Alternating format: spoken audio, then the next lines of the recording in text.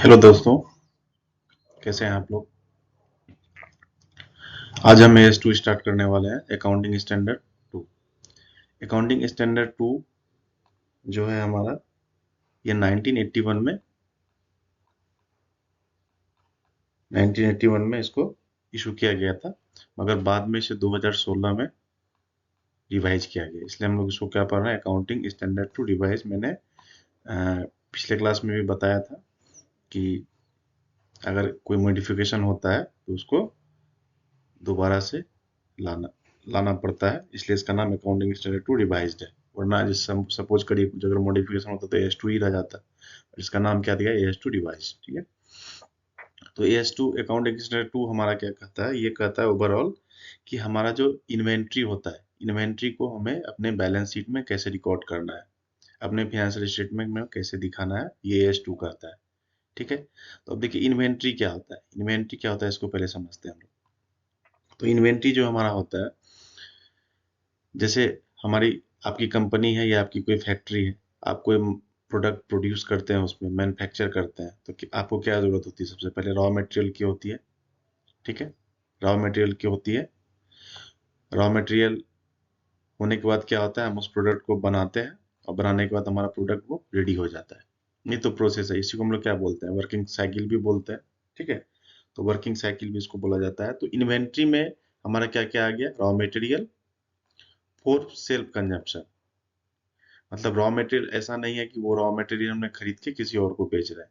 ठीक है, वो नहीं कर रहे हैं। रॉ मटेरियल हमने खरीदा है, वो किस किस पर्पस के लिए, सेल्फ कंजप्शन के लिए। हमारा जो प्रोडक्ट है जिसको हमको मैन्युफैक्चर करना है उसके लिए। दूसरी क्या है, वर्क इन प्रोग्रेस। अब जो रॉ मटेरियल इन प्रोग्रेस चला गया, जो फैक्ट्री में काम शुरू हो गया, बनना शुरू हो गया, तो वर्क इन प्रोग्रेस है, कंप्लीट नहीं हुआ है, तो वो किस तरह का स्टॉक है, तो वर्क इन प्रोग्रेस है। इसको हम लोग स्टॉक भी बोलते हैं, इन्वेंट्री को। तीसरा क्या है हमारा, फिनिश गुड्स या goods for services. Finish goods means जो प्रोडक्ट हमारा कंप्लीट हो गया, वर्क इन प्रोग्रेस खत्म हो गया, और अभी हमारे पास नया प्रोडक्ट अवेलेबल है, बन के रेडी है, तो उसको हम लोग क्या बोलेंगे, फिनिश गुड्स बोलेंगे। तो ये तीन चीजें, या आप ऐसा भी कर सकते हैं, वो गुड्स जो कि आपने आपके पास है और आपने उसको रखा है किसके लिए, सर्विसेज के लिए। आप कोई सर्विस प्रोवाइड कर रहे हैं और उसके लिए जो आप गुड्स की आपको जरूरत हो रही है, वो अगर आपके पास है तो उसको भी हम लोग इन्वेंट्री में काउंट करेंगे। सर्विस प्रोवाइड करना कभी भी इन्वेंट्री में नहीं आता है, मगर सर्विस प्रोवाइड करने के लिए जो रॉ मटेरियल्स आपके पास हैं उनको हम लोग इन्वेंट्री में काउंट करते हैं। तो अभी इन्वेंट्री क्लियर हो गया हमारा। इन्वेंट्री क्या होता है, रॉ मटेरियल्स होता है, वर्क इन प्रोग्रेस होता है और फिनिश गुड्स होता है। या अगर हम कि सर्विस प्रोवाइडर है तो उसके लिए जो हमने मटेरियल्स परचेस करके रखा है वो इसमें आएगा। तो ये सब क्या है, हमारा इन्वेंट्री है। तो यहाँ पे हमें देखना है एक चीज, कि अभी हमारा किसको हम इन्वेंट्री में काउंट नहीं कर सकते हैं, किस प्रोडक्ट को हम काउंट नहीं कर सकते हैं। तो कहता है work in progress under construction contracts but material should be record. अगर कोई कॉन्ट्रैक्टर है, वो कहीं पे बिल्डिंग बनाने का काम कर रहा है, तो उसके पास जो भी स्टॉक है जो उन्होंने बनाया उसको इन्वेंट्री में नहीं करेंगे। लेकिन अगर उन्होंने जो मटेरियल यूज किया है या जो मटेरियल कर रहा है, जो उनके पास बचा हुआ है, तो उस मटेरियल को हम लोग यूज कर सकते हैं। लेकिन अगर कंस्ट्रक्शन कॉन्ट्रैक्ट्स है उसको हम लोग नहीं करेंगे। दूसरा है शेयर डिबेंचर बॉन्ड्स। ठीक है, अगर आपके पास कोई शेयर डिबेंचर या बॉन्ड्स है तो उसको हम लोग इन्वेंट्री में काउंट नहीं करेंगे। ठीक है, ये काउंट नहीं होगा, और ये वाला भी काउंट नहीं होगा जो वर्क इन प्रोग्रेस है हमारा। तीसरा आता है हमारा सर्विसेज। बट मैंने कहा सर्विसेज, सर्विसेज क्या होता है, ये भी हमारा इन्वेंट्री में काउंट नहीं होता है।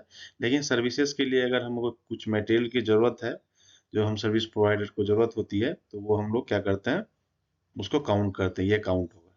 ठीक है, जो मैंने ऊपर भी कहा यहाँ पे, गुड्स फॉर सर्विसेज। ठीक है, चौथा आता है हमारा एग्रीकल्चर फॉरेस्ट आइटम, या कहिए एक ऐसा आइटम जो रीजनरेट नहीं किया जा सकता है, नॉन रीजनरेटेड एसेट्स, जैसे लाइव स्टॉक हुआ, ठीक है, मिनरल ओर्स हुआ, नेचुरल गैसेस हुआ, फॉरेस्ट का कोई आइटम हुआ, एग्रीकल्चर आइटम, ये सब को हम लोग इन्वेंट्री में काउंट नहीं कर सकते हैं।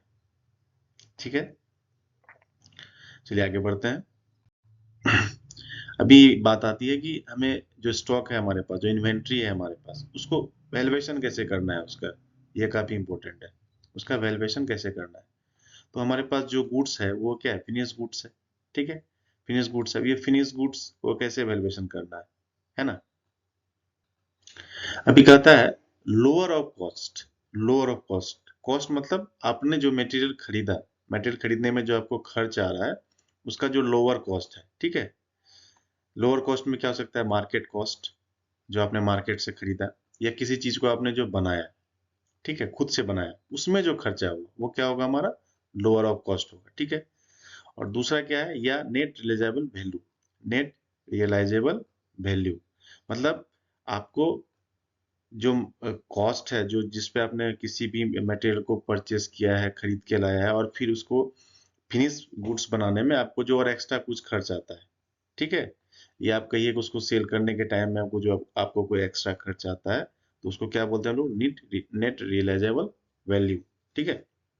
तो दो बात होती है फिनिश गुड्स में, या तो आप खुद से बना रहे हैं मटेरियल, मटेरियल आपका खुद का है, ठीक है, और आप उसको बाजार से भी जो खरीद रहे हैं, या वो लोअर कॉस्ट, ये दोनों और नेट रियलाइजेबल वैल्यू।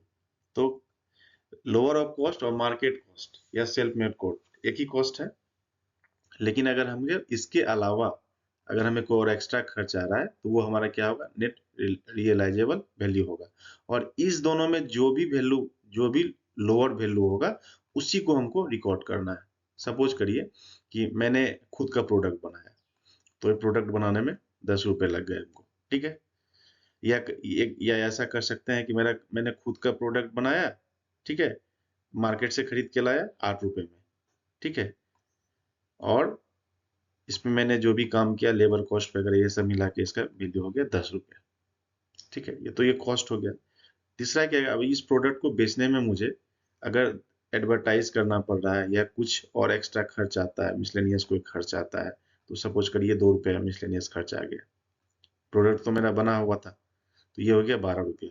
तो लेकिन हमको रिकॉर्ड किस पे करना है, विचेवर लोअर। अब इस दोनों में लोअर कौन है, तो लोअर है हमारा 10 रुपया, तो इसी को करना है हमको, ठीक है। तो फिनिश गुड्स क्या कहता है, लोअर ऑफ कॉस्ट या net realisable value, whichever is lower. अब है कि मेथड हम लोग क्या यूज करते हैं, तो हम लोग जो मेथड यूज करते हैं वो है हमारा रिटेल वैल्यू मेथड या स्टैंडर्ड कॉस्ट मेथड, ठीक है। इसमें क्या होता है, in case the business deals with a large quantity and variety of goods, that is departmental stores, then value of closing stock at cost of this enterprise shall be made as follows, ठीक है। Retail value method stock कहाँ करते हैं, अगर हमारे पास large quantity और variety of goods है, stock है, तो वहां पे हम लोग ये यूज करते हैं।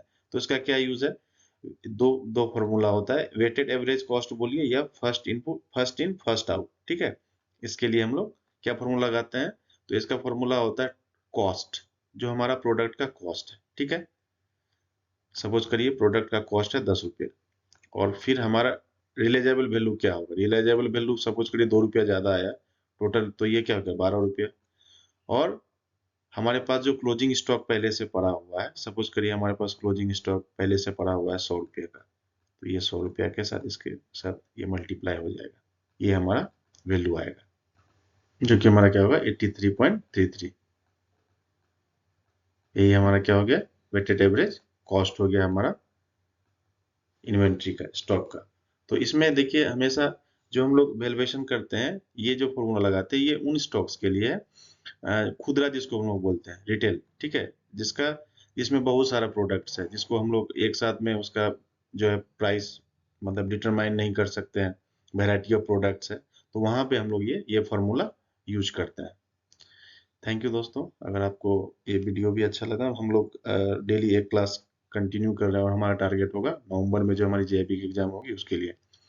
तो बेसिक्स आप यहाँ पे पढ़िए, और चूंकि मेरे पास अभी सेट्स वगैरह अवेलेबल नहीं है, मैं अकेले ही ये कर रहा हूँ, तो आप लोग अदर साइट्स पे जा करके जो भी सेट है उसको आप बनाइए, और अभी से अपनी प्रिपरेशन को स्टार्ट करिए। मैं और आगे भी स्ट्रेटेजी आपको बताऊंगा। Thank you.